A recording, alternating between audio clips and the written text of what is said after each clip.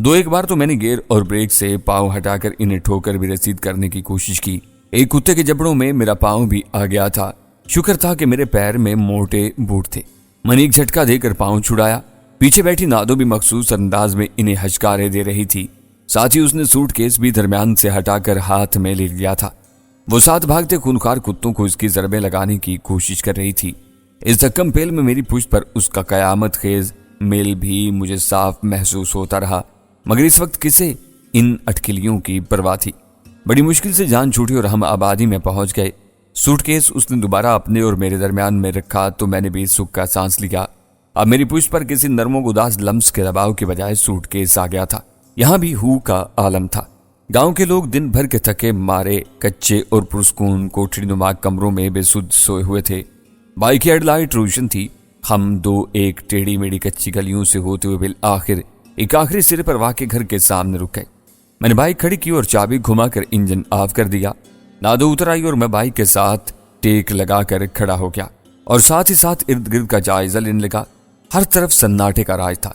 कहीं करीब किसी घर के कुशादा कच्चे सेन में बंदी गाय के होले से टकराने की आवाज उभरी। नादो बाइक से उतरकर सीधी दरवाजे की जाने बढ़ी, जिस पर किसी बोरी के टुकड़े का वो सीधा सा टाट झूल रहा था। वह हटाकर उसने 2-3 बार दरवाजे पर दस्तक दी। थोड़ी देर गुजरी, किसी के खांसने की आवाज उभरी। इसके बाद अंदर से किसी उम्र रसीदा औरत की आवाज आई। वे बाबया, तू तो छत टाप के आ जाता है, अब दरवाजा क्यों बजा रहा है? मासी जल्दी से दरवाजा खोल, ये मैं हूं, नादी। नादो ने कहा। बाबया, शायद उसने अपने बेटे बाबू को कहा था, जिसका मतलब था वो अंदर नहीं था और रात गए घर आता होगा। अरे नादी पुत्री, अंदर से मुतैयर आवाज उभरते ही दरवाजा भी खुल गया। सामने झुर्रियों भरे चेहरे के साथ एक ज़ईफ औरत बरामद हुई। सोहराब बाइक अंदर लिया। नादो ने गर्दन मोड़ कर मुझे कहा, एक कौन है नादी पुत्र? बूढ़ी खातून ने दरवाजे ही से मेरी जानिब देखते हुए नादो से पूछा। मासी सब बताते, अंदर आने दे जरा हमें, नादो बोली। मैं बाइक को अंदर ले आया। सेन कुशादा और दीवारें गारे मिट्टी वाली थीं। एक जानिब खुरली के पास 2 भैंसें और एक बछड़ा बंधा नजर आया। दूसरी जानिब चारा काटने वाली मशीन नस्ब थी। एक छपरा था, वहां मुर्गियों का डरबा था। दूसरे कोने में एक जस्त का बगैर दरवाजे वाला स्टोर सा था, जिसके अंदर मोटरसाइकिलों का अला बला सामान और औजार बिखरे हुए थे। सेन में 2 चारपाइयां थीं। सामने 2 कच्चे कोठरी नुमा कमरे थे जिनके दरवाजे बंद थे। हम चारपाइयों पर ही बैठ गए। मासी ने सेहन में झूलता हुआ एक बल्ब जला दिया। मैंने बाइक सेहन में खड़ी कर दी। वो दोनों चारपाइयों पर विराजमान हो गई थी। मैं भी नादो के साथ पाँव झल्लाए बैठ गया। नादी, खैरियत तो है ना तू इस वक्त? और ये? मासी ने आखिर में मेरी जानिब इशारा करते हुए पूछा। मासी, खैरियत को छोड़, ये मेरे नसीब में कहाँ? तू ये बता कि हमें यहाँ कुछ रोज तक पनाह मिल सकती है?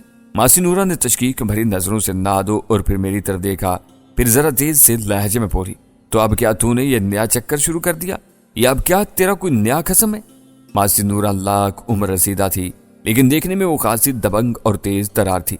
मैंने कहा ना मासी, सब बता दूंगी और ये मेरा कुछ नहीं लगता, तो मेरी बात का जवाब दे वरना इसी वक्त मैं चली जाती हूँ।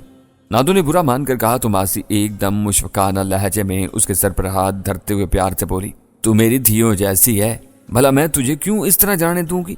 क्या मुझे अपनी मरी हुई बहन को जवाब नहीं देना? रोज़े महशर वो मेरा गिरेबां पकड़कर कहेगी, नी नूरा, मेरी धी के मुसीबत के वक्त तू काम नहीं आई? तो बस फिर मेरी बात का यकीन कर मासी, नादो बोली। मैं इस वक्त वाकई मुसीबत में हूँ और ये, उसने मेरी जानिब इशारा किया, मुझे अपनी जान पर खेलकर इस मुसीबत से छुड़ा कर लाया है। यूं समझ मेरा सब कुछ खत्म हो चुका। हाय नी कुड़िए, अल्लाह से खैर मंग। मासी ने अपने सीने पर हाथ रखकर कहा, कहीं उस सुसरे चौधरी ने तुझे, मेरा मतलब है खुदा न खास्ता, तलाक तो नहीं दे दी? काश वह ऐसा ही कर देता तो इससे ज्यादा अच्छी बात और क्या होती। नादो ने हसरत और यास तले कहा और फिर धीरे धीरे मासी नूरा को सारी बात बता दी।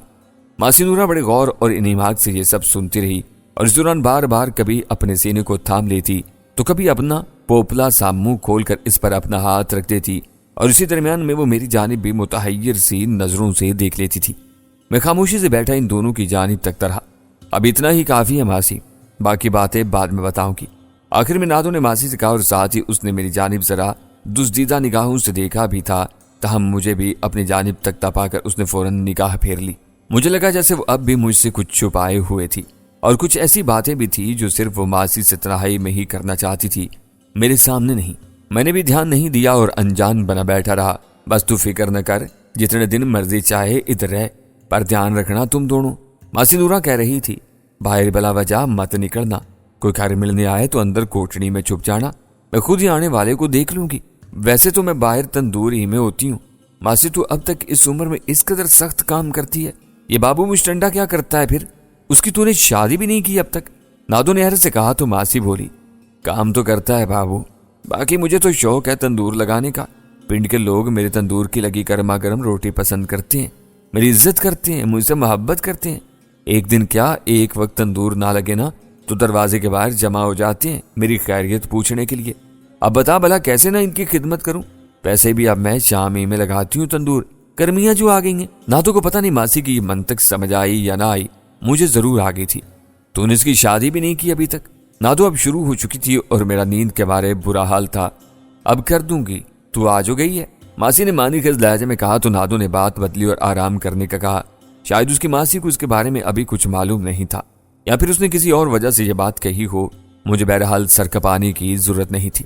मेरी चारपाई तो कोने में लगा दी गई, खुद नादो अंदर सो गई। अगले दिन एक अजीब से शोर से मेरी आंख खुल गई। मैं हड़बड़ा कर उठ बैठा।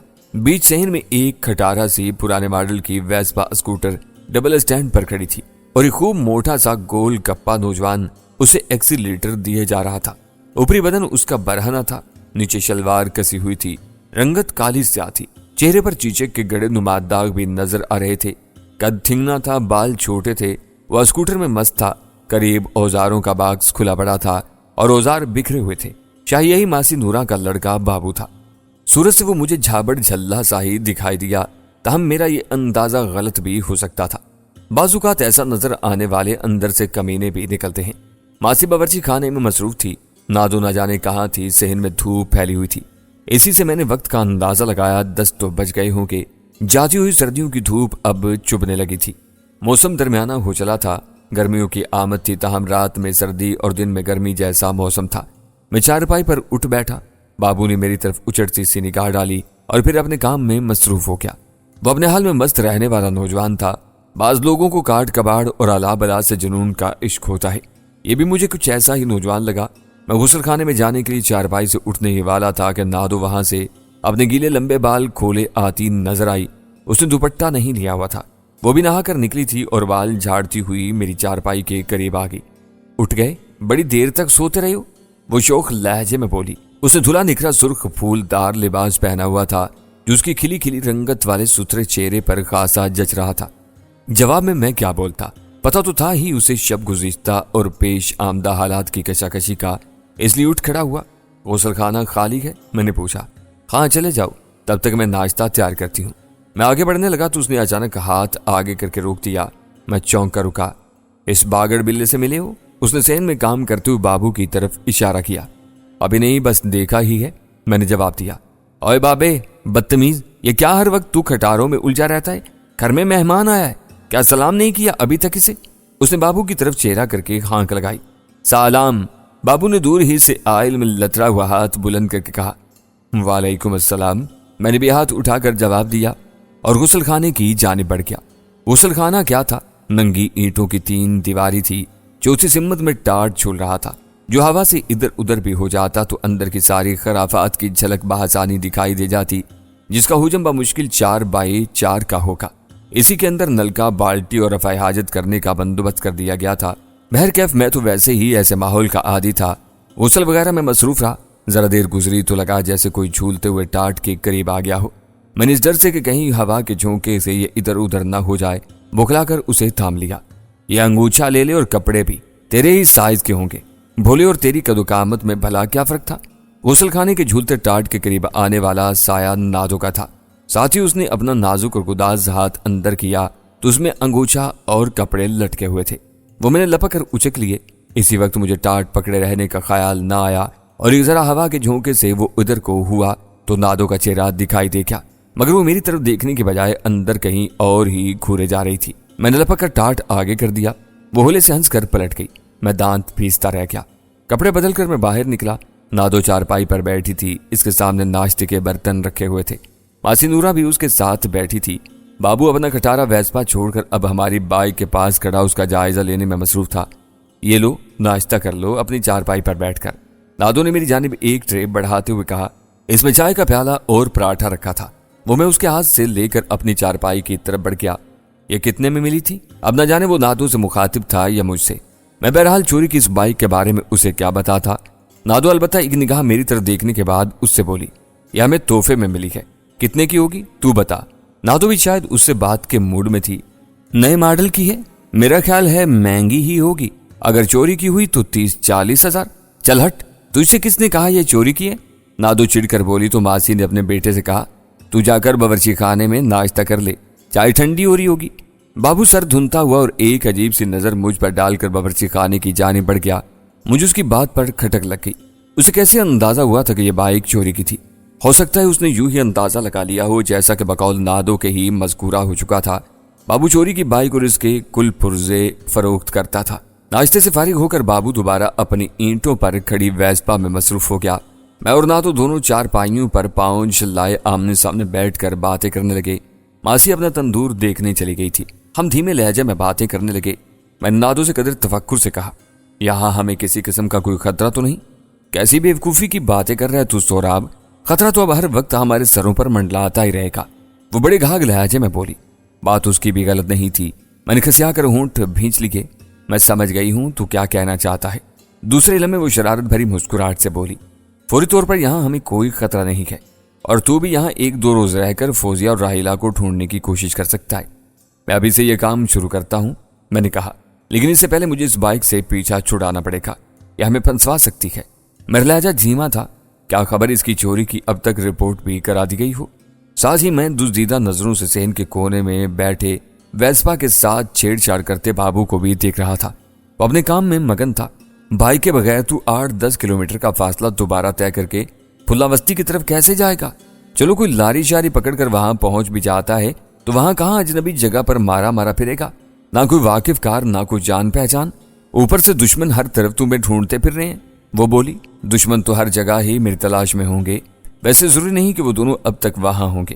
میرا اشارہ گگل اور اس کے ساتھی کی طرف تھا۔ بہرحال میں دیکھ لوں گا، کوئی مسئلہ نہیں۔ ٹھیک ہے، میں بھی تیرے ساتھ چلوں گی۔ اس کی ضرورت نہیں۔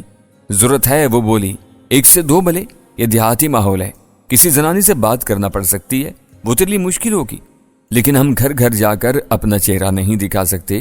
چودھری جی برادران کے گماشتے بھوکے بھیڑیوں کی طرح ہمیں ڈھونڈتے پھر رہے ہیں۔ گگل تو ہمارے خون کا پیاسا ہو رہا ہوگا۔ میں نے کہا، پھر تھوڑے توقف کے بعد ذہن میں کل بلانے والے ایک خدشے تلے دوبارہ بولا، مجھے تو لگتا ہے میرے خلاف کہیں پولیس میں رپورٹ بھی لکھوا دی گئی ہوگی، اس لیے میری کوشش ہوگی کہ جلد سے جلد یہ کام نمٹا کر اس علاقے ہی سے دور نکل جاؤں۔ میں نے دیکھا میری بات پر نادو کے چہرے پر بھی چند لہجے کے لیے تفکر و تشویش کی پرچھائیاں لہرائی تھیں۔ پھر بولی، دیکھا جائے گا، اب ہمیں یہ اہم کام تو نمٹانا ہی ہوگا۔ خدا کرے فوزیہ اور راحیلہ کا ادھر ہی پتہ لگ جائے، ورنہ ہم ان کی تلاش میں کہاں تک مارے پھریں گے، اوپر سے چودھری کے بدمعاش اور شاید بعد میں پولیس بھی۔ تو ایسا کر، بابو کے ساتھ راجن پور نکل جا، تو اپنی منزل پر تو چلی جا، میں اکیلا دیکھ لوں گا اپنے سارے معاملات۔ ہرگز نہیں، وہ ایک دم تن کر بولی، اب میرا دل تیرا ساتھ چھوڑنے کو نہیں کرتا، یہ ساری مصیبت میری وجہ ہی سے تو تیرے گلے پڑی ہے۔ یہ بات نہیں، میں نے بے تاثر مسکراہٹ تلے کہا، یہ لوگ پہلے ہی میرے دشمن تھے۔ کچھ بھی صحیح، بس میرا دل نہیں کرتا تجھے اکیلا چھوڑنے کو۔ میرے تو یہ سارے علاقے دیکھے بھالے اور جان پہچان کے، باقی راجن پور میں چلی جاؤں گی، اس کی تو فکر نہ کر، اب چل اٹھ۔ اس نے فیصلہ کن لہجے میں کہا، تیرا سوٹ کیس کہاں ہے اور وہ پستول؟ میں نے ذرا نیچی آواز میں کہا، وہ دونوں میں نے چھپا دیے ہیں، ماسی پر تو مجھے اعتبار ہے پر بابو پر نہیں۔ اس وقت بابو ہمارے قریب آ گیا۔ میں اور نادو چارپائی سے اٹھ کھڑے ہوئے۔ میں ڈرا کہ کہیں اس نے نادو کے لبوں سے برآمد ہونے والے آخری الفاظ تو نہیں سن لیے تھے، مگر ایسا نہیں تھا۔ نادی، میں یہ بائک ذرا لے جاؤں، روڈ تک جاؤں گا، اسکوٹر کا کچھ سامان لانا ہے۔ اچانک بابو نے نادو کی طرف دیکھ کر کہا، اشارہ ہماری بائک ہی کی طرف تھا۔ میں تو خاموشی سے اس کا چہرہ تکتا رہ گیا۔ البتہ نادو اس سے بولی، ہم کہیں جا رہے ہیں، تھوڑی دیر بعد چلے جانا نا۔ بابو اس کی منت کرنے کے انداز میں بولا، میں ابھی تھوڑی دیر میں گاڑی کا کچھ سامان لے کر آ جاتا ہوں، زیادہ وقت نہیں لگے گا مجھے۔ نہیں، نادو نے سنجیدگی سے نفی میں سر ہلا کر کہا، ہمیں بھی ضروری کام سے اسی وقت نکلنا ہے۔ پھر وہ مجھ سے مخاطب ہو کر بولی، چلو دیر ہو رہی ہے۔ یہ کہہ کر وہ دروازے کی طرف بڑھ گئی۔ میں بھی اس کے پیچھے ہو لیا۔ بابو اسی طرح کھڑا ہماری طرف گھورتا رہ گیا۔ ہم باہر آ گئے۔ دھوپ نکلی ہوئی تھی مگر اس میں چبھ نہیں تھی، ایک خوشگواریت کا احساس تھا۔ میں بائک باہر نکال لایا تھا، گھر سے باہر تو آ گیا تھا، लेकिन अब मेरी समझ में नहीं आ रहा था कि कहाँ का रुख करूं। मैंने नादो ही से पूछ लिया, सबसे पहले कहाँ से शुरुआत करना चाहिए हमें? तुम चलो मैं बताती हूँ, वो बोली। मैं बाइक पर सवार हो गया, किक लगाकर स्टार्ट की। वो मेरे पीछे इस बार जरा खालिस निस्वानी अंदाज में बैठी थी, यानी दोनों टांगे एक तरफ करके। नादो के साथ मशवरे से हमने कच्चा सादिकाबाद रोड या मेन रोड के बजाय देहातों और कस्बों के अंदर से आने जाने वाले कच्चे और टेढ़े मेढ़े रास्तों का इंतखाब किया था, ताकि एक तरफ तो हमारी मुठभेड़ ककल वगैरह से न होने पाए, दूसरी जानिब हम अंदर ही अंदर अपना काम निपटा कर वापस हो लें। लिहाजा नादो मेरा पूरा साथ दे रही थी। हालांकि मेरी तरह वो भी खतरे में थी और मैंने उसे कहा भी था कि ये काम मैं अकेला अंजाम दे सकता हूं, मगर वो न मानी। इस ज़िमन में उसका यही कहना था कि उसके मेरे साथ होने से कई किस्म की आसानियां होगी और वक्त भी बचेगा। सबसे बड़ी बात यह कि राजदारी से भी ये अहम काम निमट जाएगा। और यूं भी बकौल नादो के वो यहीं की परवरदा थी। ये सारे देहात और कस्बे उसके देखे भाले थे। ये कच्चे पक्के बल खाते रास्ते उसके लिए अनजान नहीं थे। बहरकैफ मैंने बाइक आगे बढ़ा दी, वो मुझे रास्ता बताती रही, मैं आगे बढ़ता रहा। गांव पूरी तरह जाग गया था। हम कच्चे पक्के घरों के दरमियान बटे टेढ़े मेढ़े रास्ते पर सफर करते हुए आबादी से निकल आए। मुझे हैरत हुई कि नादो को सारे रास्ते अजबर थे, यूं जैसे वो यहाँ के चप्पे चप्पे से वाकफियत रखती हो। और यह हकीकत भी थी। एक छोटी सी नहर की पुलिया पर से होकर हम दूसरी तरफ आ गए। यहाँ से फिर मैंने इसके बताए हुए रास्ते पर बाइक घुमा दी। राह में गिरदो पेश खेत भी आए और बंजर वेराने भी, इक्का दुक्का आबादी के आसार भी जो दूर पड़े थे। इससे मजीद 1 किलोमीटर की मुसाफत के बाद एक आबादी करीब आ गई। यहाँ कच्चे पक्के घरों की बेतरतीब कितारें थी। नादो ने मुझे पीछे कान में इंदिया दिया कि हम फुल्लावस्ती में हैं। मेरा दिल तेजी से धड़कने लगा, क्योंकि यहाँ से हम कल रात गग्गल और उसके एक साथी से खूनरेज मार्का सर करके निकले थे। बाइक भी हमें फंसा सकती थी, जिसका मैं पहले ही से नादो से इजहार कर चुका था, मगर इस बात पर हम दोनों ही मुत्तफिक थे कि यह जरूरी नहीं था कि गग्गल या उसका साथी अब भी इधर ही होते। वो दोनों हमारी तलाश में यकीनन कहीं आगे निकल गए होंगे। न जाने इन कम वक्तों ने बेचारे मोदे का क्या हशर किया होगा। मोदे की तरफ तो हम खैर वैसे भी अब नहीं जा सकते थे। बहरतौर ऐसी ही एक कितार वाली गली में हम आ गए और सिरे वाले घर के सामने जा खड़े हुए। इसके साथ एक दुकान थी। ये परचून की दुकान थी। अंदर एक उम्र रसीदा शख्स लकड़ी के स्टूल पर बैठा किसी ग्राहक का मुंतजिर महसूस हुआ। चचा वसाया, सलाम, पहचाना मुझे? नादो ने बाइक से उतरते ही जरा आगे जाकर उससे कहा। उम्र रसीदा आदमी स्टूल से उठकर हमारे करीब आ गया। उसने पहले मेरी तरफ फिर नादो को गौर से देखा, फिर उसकी बातें फैल गईं। वो बोला, अरे नादो पुत्री, तू? मैं गलती तो नहीं कर रहा हूं तुझे पहचानने में? बिल्कुल नहीं।